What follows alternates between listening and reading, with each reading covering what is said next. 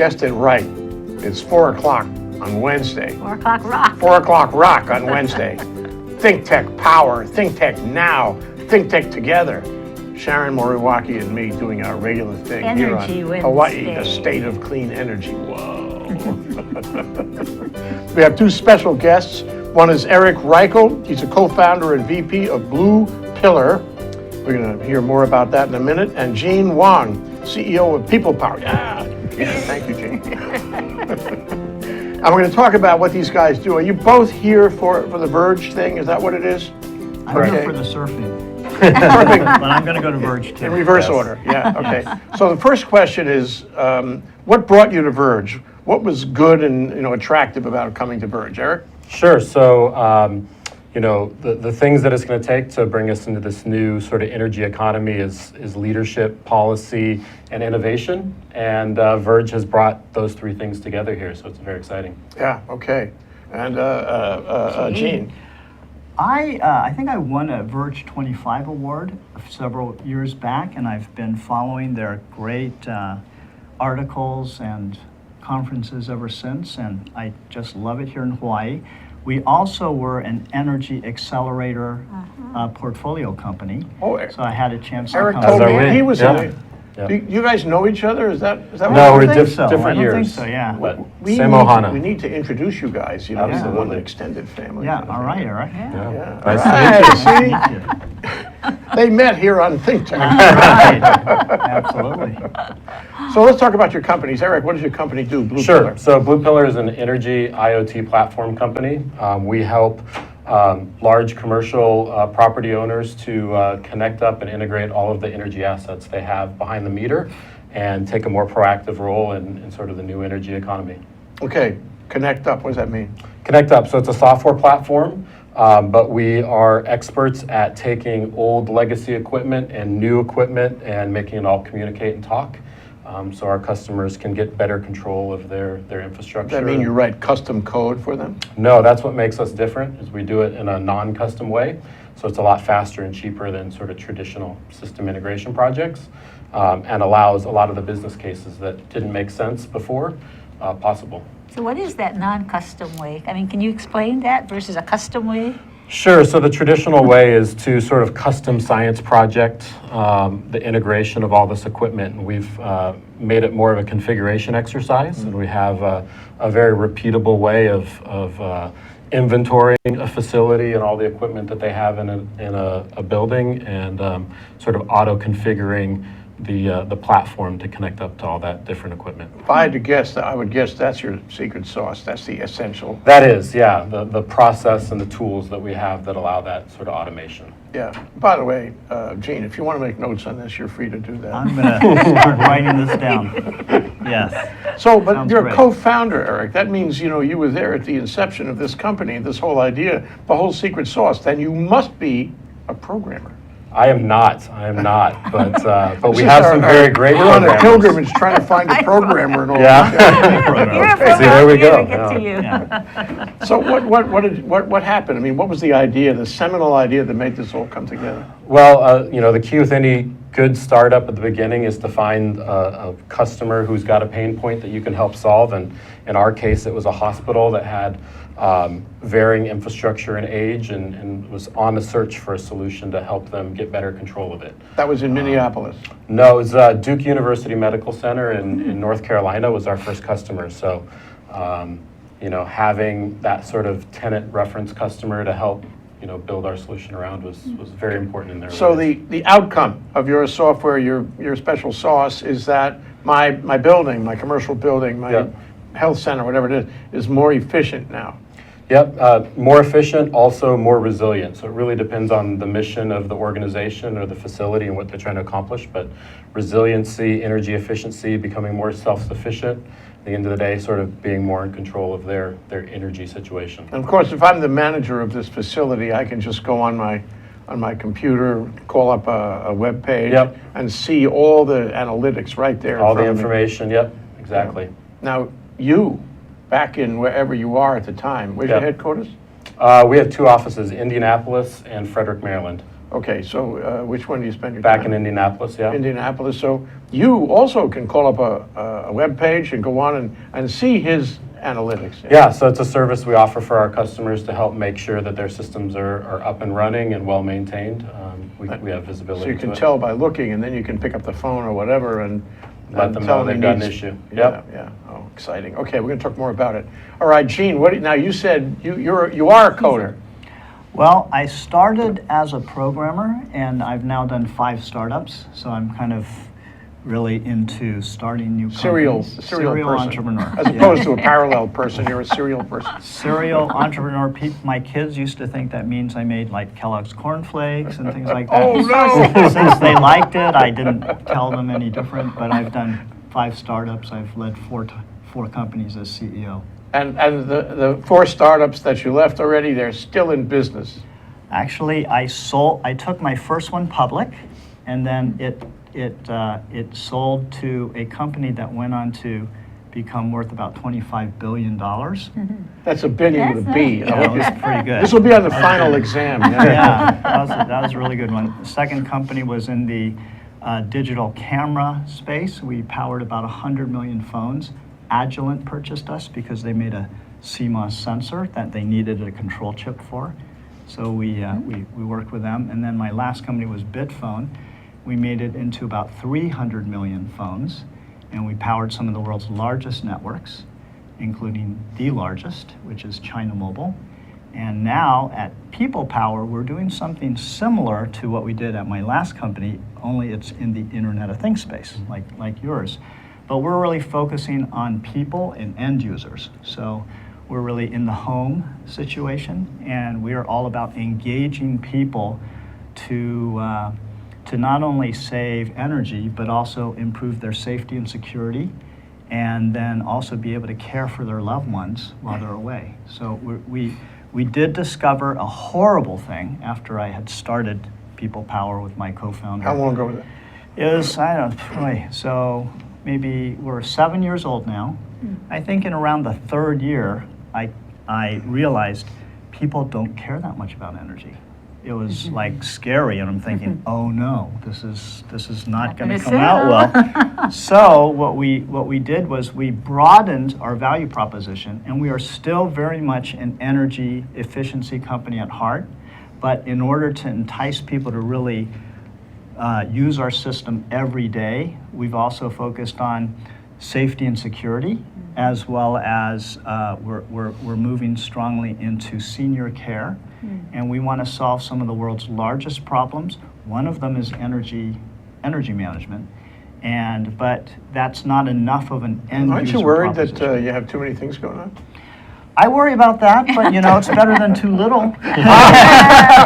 Touche. Yeah. So how does it work exactly? We have one of the coolest apps ever, and it's free. Oh. And it's called Presence.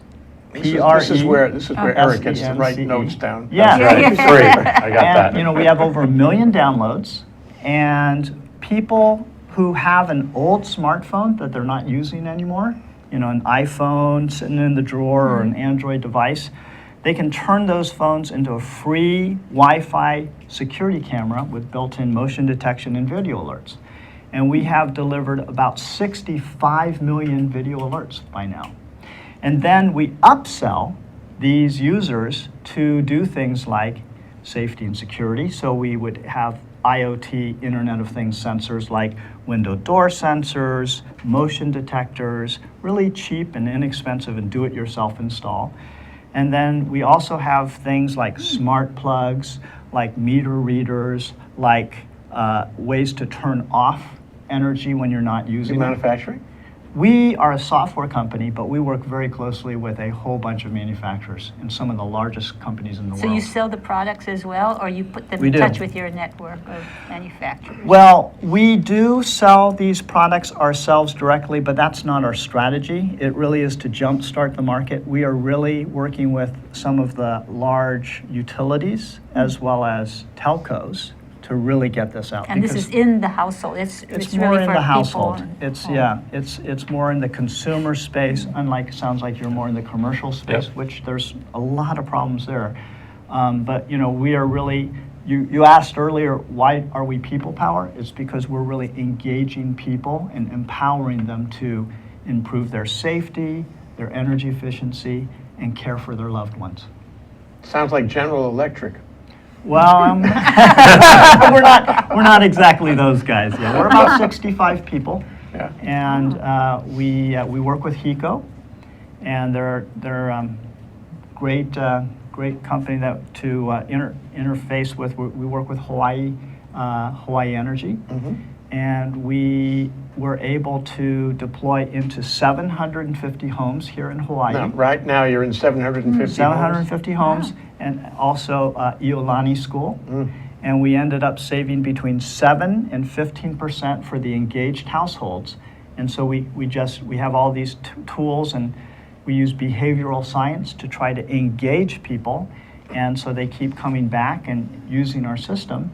And then we've gotten just a ton of people come back and say, wow, that's great. You know, this is my lowest energy bill ever. And I'm learning so much, and I feel safer and secure, and it starts out free. Yeah. So, you know. So what do they pay when they have to pay? Well, what we do is two things. We upsell devices on our store, but better than that, we upsell through our partners, and they sell to their customers. And we are about to launch with one of the largest utilities in the country. I can't tell you, Sharon, who that is right at the Why moment, not? but it is very close to launching. It's going to be gigantic for us, and we're really concentrating on making their launch successful, because again, I learned in my previous startups, the best way, if you want to get to hundreds of millions of customers, you don't do it as a small startup. You do it by selling to companies already have hundreds of millions of customers. That's how you do it. Oh, I gotta write that down. Yeah, there you go. 1 million people. This has got to be in the final exam, I tell you. That's right. It's, So Eric, is he doing the right things? Do you want to buy him yet? Absolutely. Yeah. Free is good, and the people part, the behavioral part of energy management is very important. Can we talk about behavioral part? You know, because I mean, right now, Sharon and I are focused, and so many people you must have seen at Verge are focused on transportation, but there's such resistance on transportation that we need to get into behavioral science, and I think it's really in every business, but in transportation right now, we need some psychology. That's right. How do you engage So people any to ideas? change their Exactly. behavior? Exactly. You know, Yeah. any ideas Yeah. you could take from what you do to what transportation needs? Thoughts? I'm actually, I work very closely with Stanford's Change Labs, and they are all about behavior science. In fact, 2 of the folks from Stanford came and did a study with us here in Hawaii, where we interviewed people and tried to understand how they are using the system, how they are thinking about things.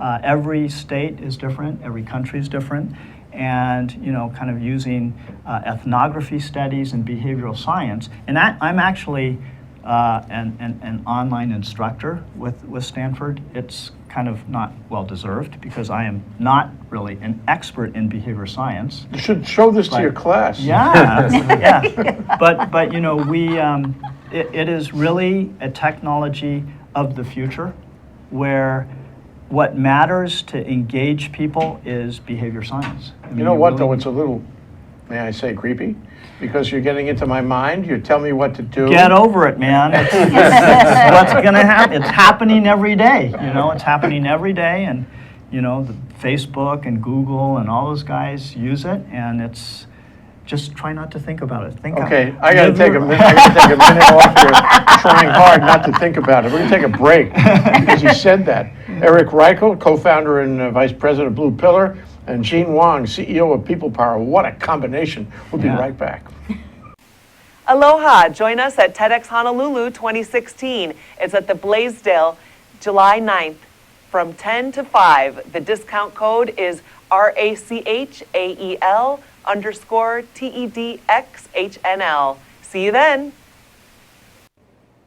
Hey, Stan Energy Man here. Make sure you tune in on my lunch hour every Friday from noon until 12:30 at least. Maybe I'll go a little long if you got good stuff to share with you.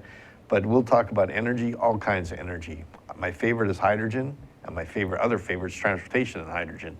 But we'll talk about all kinds of energy. Be with us every Friday at noon. Stan Energy Man. Aloha.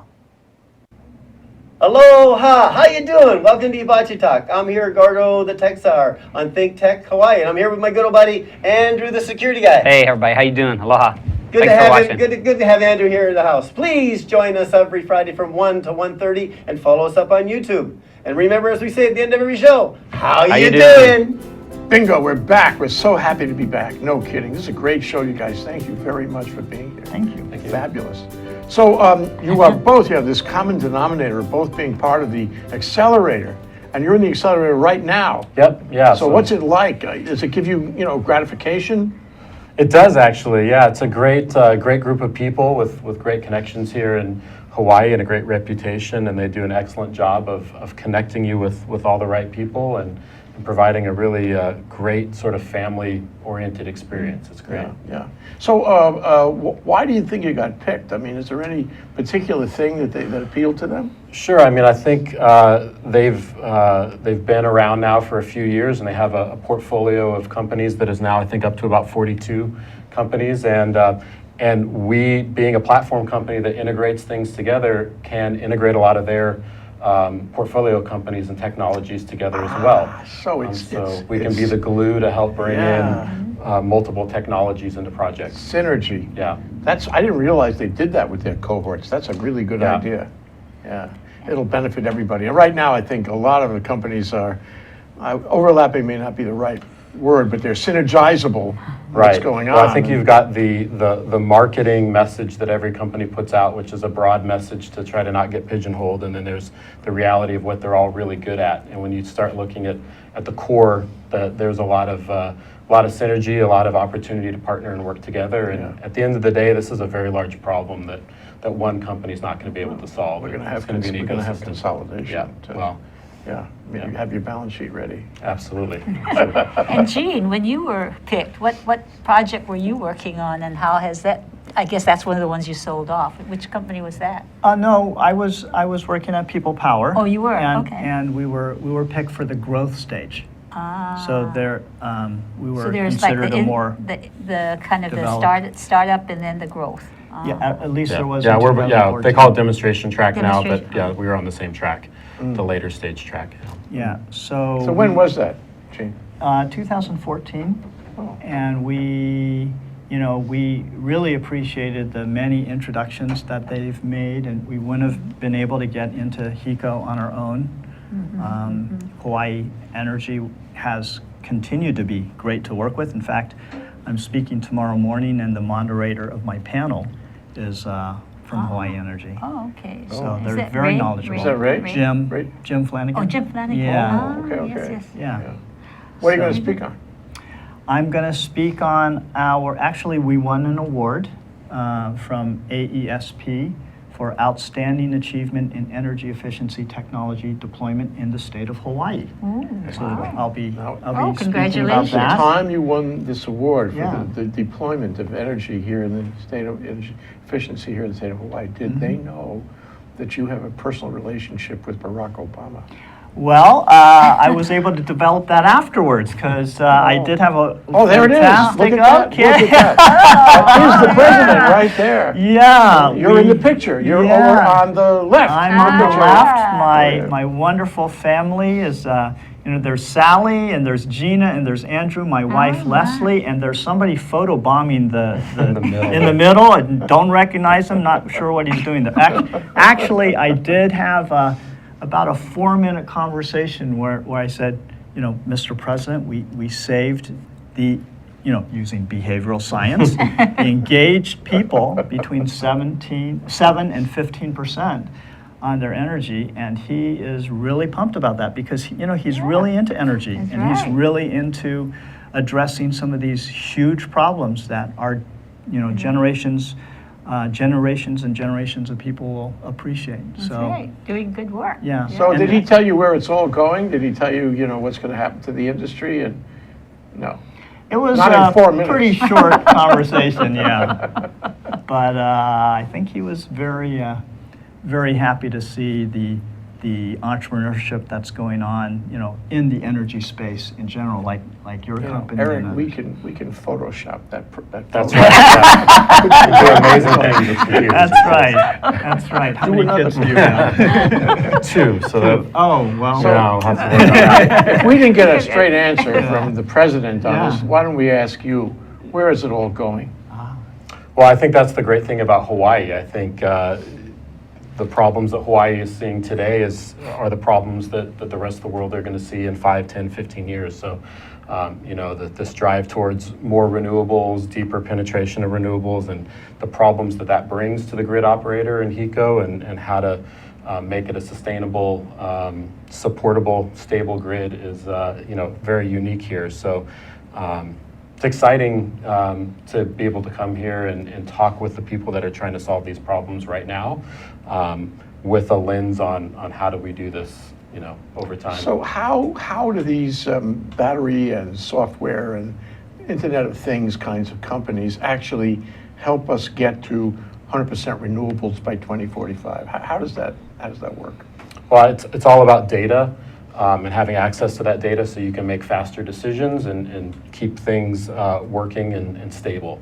And so Internet of Things, the lowering hardware costs and cheaper sensors and cheaper cellular communication, all those things are sort of culminating in this perfect storm that allows us to do a lot of things now that weren't affordable 5 years ago. So it's leverage. It's For leverage. the same dollars and the same renewables, you get more energy out of it, and therefore your percentage of renewables increases. Am I right? Yeah, and then I think there's all sorts of new technology too, a lot of the new battery storage and flywheels and all these great new distributed energy resources are really going to help distribute this problem over the grid and create the ability to control things more locally. Yeah, and the other thing is, could you tell us what your new technology is? What's in the pipeline for you? It's okay, nobody's listening.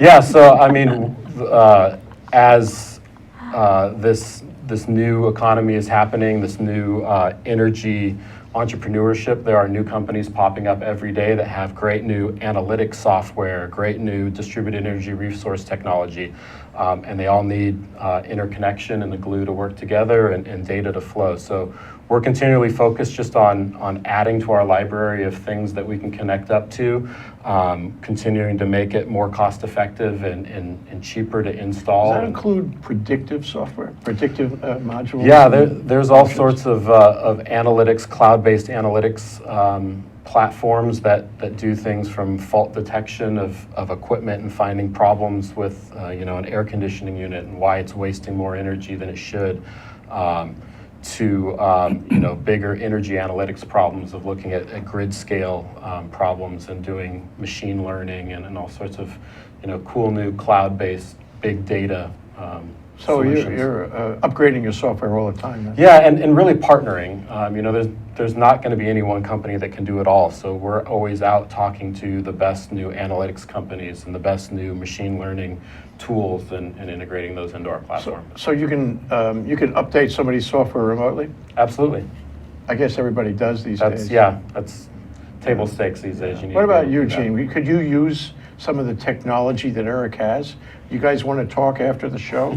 We'll have to talk after the show. Absolutely. I'm not sure. Sometimes it's hard to integrate, technologies. But as we are focused on residential and you guys are focused on commercial, there may be a good synergy there. We're getting into mixed use buildings now, and in fact, we are actually building something where it's a brand new 3-story building, mixed use, kind of residential on the top, and then it could be our new company headquarters on the 2nd floor, and then commercial on the bottom. But we are getting into behavioral demand response. So we have. I mean, you know how I feel on a given day?